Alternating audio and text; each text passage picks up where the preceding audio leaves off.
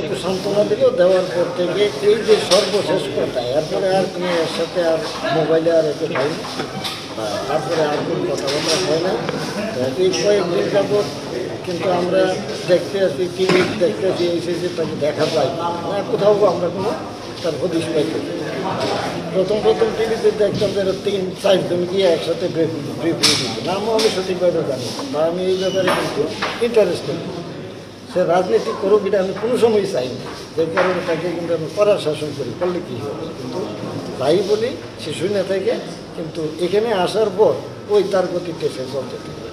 তবে কোনো রাজনৈতিক দলের সাথে সে জড়িত আছে এরকম নাই, সাধারণ ছাত্রদের সাথে সে হয়তো ওই কোটা আন্দোলনে জড়াইয়া করছে, তার দেখলাম পরে টিভি বা বিভিন্ন চ্যানেলে তারা এসে ওই যে সমন্বয়কারী হিসাবে এখানে ব্রিফিং দিতে এরা 60 জন দেখছে টিভিতে। এই জায়গাটায় কিন্তু তাকে বারবার সংসদ করার পরে তার লাগে সেই পরক্ষণে এই যে 18 তারিখের পর 10টার পর থেকে এই পর্যন্ত আর কোনো তার সাথে সম্পর্ক।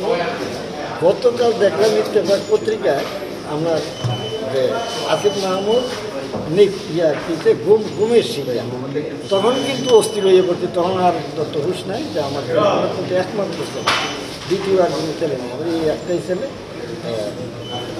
আমরা এইখানে ওই সংবাদটা প্রচার হইবার পর থেকে আমাদের ঘরে বা বাড়ির আশেপাশে যারা আছে সবাই কিন্তু এই ব্যাপারে অস্থির, মানে চিল্লা পাল্লা, ঘরের মধ্যে মানে আগ পর্যন্ত বন্ধ হয়ে গেছে, খাওয়া দাওয়ার দিকে কারো কোনো খেয়াল নেই। এখন আমরা চাই একমাত্র আমার ছেলেকে আপনারা ধরে যেতে। আচ্ছা, আপনারা কি পুলিশের সঙ্গে যোগাযোগ করেছেন কিনা, খোঁজ খবর নিয়েছেন কিনা, আপনারা কি সংখ্যা করছেন?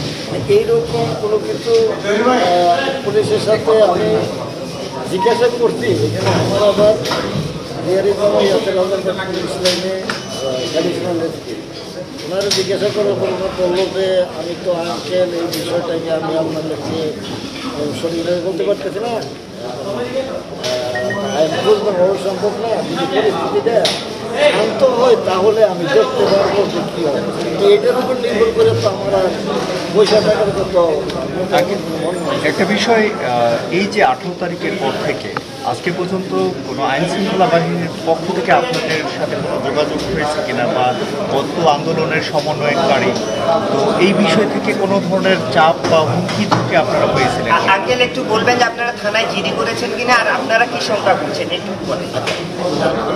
এখানে আইন শৃঙ্খলা বাহিনী থেকে মানে আমাদের কোনো রকমের ফোনও করে নাই বা কোনো রকমের থ্রেটও করে না, এই জিনিসটা সঠিক সাথে কেউ কোনো কন্ট্যাক্ট করে। থানায় জিডি করেছেন? না, থানা জিডি করি না। এখন যদি এখন প্রয়োজন হয়েছে এখন জিডি করতে হবে, আর জিডি করতে হলে তো আমার এখানে আসতে হবে। আমি আসছি এখানে সবাই থানায় এখানে আসলে আপনাদেরকে মানে কে আনলেন বা কাদের ইয়াতে এখানে আসেন? আমি তো এদের সাথে যে কিছু বন্ধু বান্ধব আছে অনেকে, তাদের আমি কিন্তু নাম্বারও জানতাম, সে আমার কাছে কোনো নাম্বার পরবর্তীতে ওই আশেপাশে ইউনিভার্সিটি